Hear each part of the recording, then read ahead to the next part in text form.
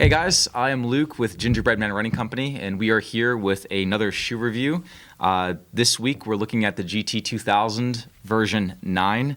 I know what you're thinking. My God, that's a lot of numbers. The 2000 is the GT-2000 is ASICS's moderate support, most popular workhorse for people that pronate slightly or want something in a little bit of a lighter weight style that still has some support and correction for people that overpronate.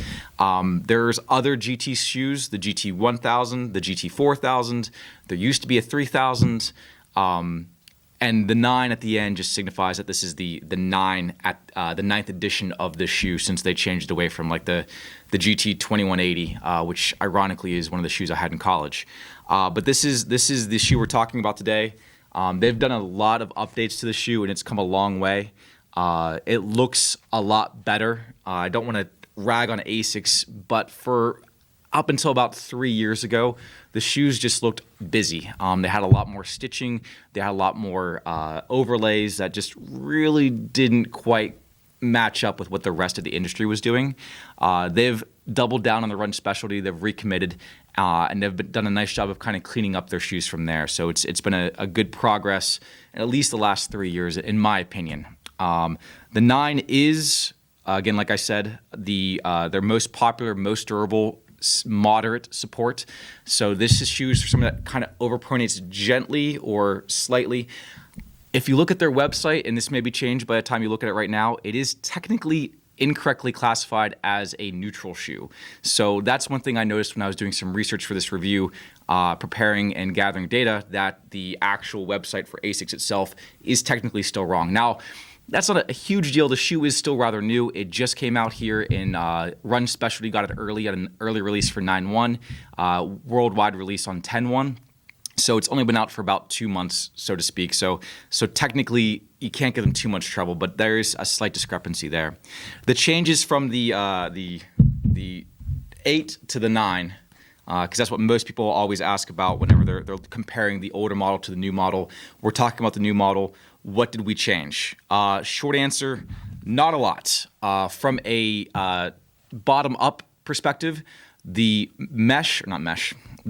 rubber on the bottom is still the AHAR rubber that ASICS is known for. That's the ASICS High Abrasion rubber.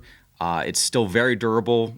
Their gel is still in the heel in the same amounts. They've got their trussic system for at least one more iteration, along with their duo-density foam. The combination of those two things is where it gets its support. The big change is the upper, and it's going to be hard to see on the camera, so I apologize. But the feel of the upper in the 9 is a lot more softer and smoother than it is on the 8. They did address some issues that people had with the overlay of the ASICS logo on the 8. This is rather stiff, and it doesn't really move with your foot. On the one hand, that's nice because it locks your foot down, but on the other hand, it can cause a little bit of rubbing over where your fifth toe is, your pinky toe is. 9 still has a little bit of that. It's not quite completely soft here. It does cause a little bit of rubbing there.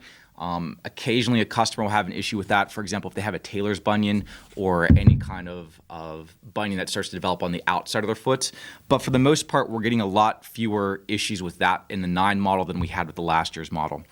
The other thing that I like a lot is where they sew the tongue in at the bottom.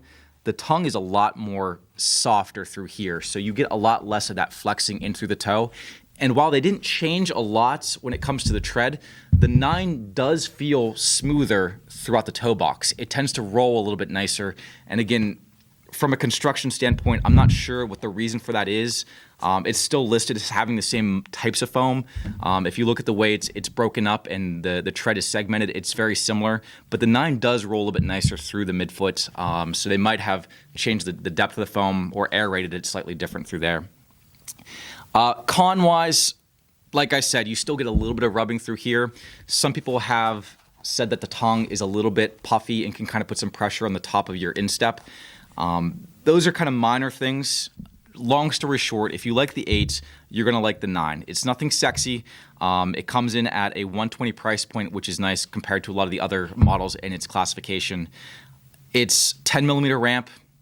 Guys is 9.9 ounces, girls at 7.8. So again, it's right there in that kind of that perfect middle. It's not overly corrective, but it's a good kind of option for somebody that wants a little bit of support without sacrificing going to a kind of a clunkier shoe. Nice heel cup, giving you some support through there, and I mentioned the dual density foam through the arch as far as that medial post goes. Beyond that, I think it's a safe shoe. It's a durable shoe. One thing I like about this shoe is if a customer comes in that tends to blow through shoes, this is a shoe that 9 times out of 10 lasts longer than the customer expects. ASICS did have some issues with their mesh a couple iterations ago where they had some holes poking through. That's all been resolved and seems to be a thing of the past, at least for now. So things are going in the right direction there. So that's the biggest positive I'll say is if you're looking for a shoe that can handle the mileage, this guy does a good job with that. Overall, like I said, it's a safe option. It's a good choice if you're somebody that looks for a little bit of support. It can handle the up-tempo stuff as well as going into the longer mileage. Pretty versatile in that regard. Check it out. See what you think for yourselves. Stop by. We are open. I know COVID-19 has affected Pennsylvania. I don't know where you're watching us from, but retail is allowed to open at 50% occupancy. We're good to go there. We're small enough that didn't really affect us. So you can come check it out here or at your own local running shop. And as always, thank you for watching. Please hit the like and subscribe so we can get that positive feedback and keep doing this. And thanks again for the theme music to Brandon Payne at thatpainfulmusic.com, Payne. I appreciate you throwing out the songs for us. So those are our details. As always, stay tuned for our next one. See you then. Thanks, guys.